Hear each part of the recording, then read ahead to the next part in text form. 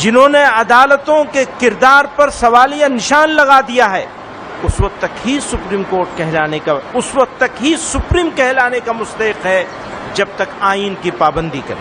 اگر ایسا نہ کرے تو وہ اخلاقی طور پر بھی سپریم کہلانے کا حقدار نہیں ہے۔ ہر حکمراں کا اولین فرض اپنی رعایا کو انصاف فراہم کرانا ہے۔ ملک میں امن و امان کا قیام اور جرائم سے پاک معاشرے کی تشکیل انصاف کے بغیر ہو ہی نہیں سکتی۔ لیکن افسوس کے ساتھ یہ کہنا پڑتا ہے کہ گزشتہ کچھ عرصے سے بالخصوص بابری مسجد، طلاق ثلاثہ جیسے بہت سے مسئلوں پر فیصلے کے بعد یہ تاثر عام ہو رہا ہے کہ عدالتیں حکومتوں کے دباؤ میں کام کر رہی ہیں۔ اقلیتوں کے آئینی حقوق اور دستور کے بعض بنیادی اصولوں کی تشریح کی ایسی مثالیں سامنے آئی ہیں جنہوں نے عدالتوں کے کردار پر سوالیہ نشان لگا دیا ہے۔ موجودہ وقت میں عبادت گاہ ایکٹ کو نظر انداز کرتے ہوئے گیان واپی اور متھرا کے مقدمات کو قابل سماعت قرار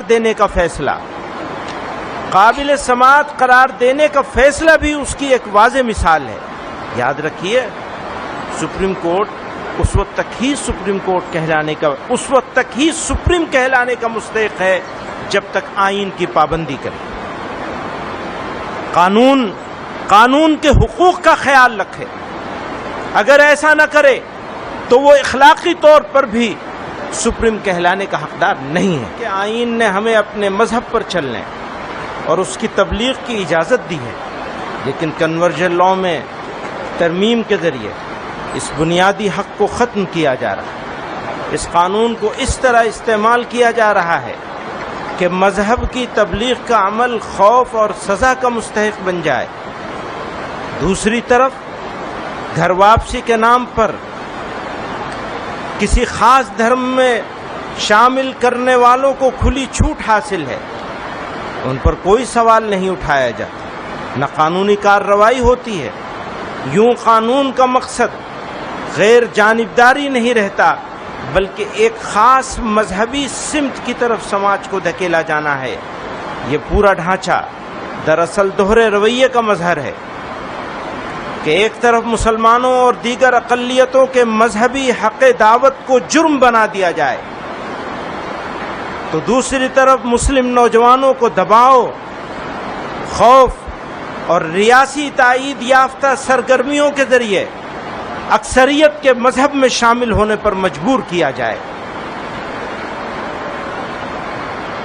اسی طرح ہمارے ملک میں خالص دینی اصطلاح حلال کے تصور کو منظم طور پر بدنام کیا جا رہا ہے۔ حالانکہ حلال کا مطلب صرف ذبیحہ نہیں، بلکہ ایک مسلمان کی پوری زندگی کا پاکیزہ طرز عمل ہے۔ حلال میں جائز کمائی، ملازمت، تجارت میں امانت اور مال کے درست استعمال جیسے بنیادی اصول شامل ہیں۔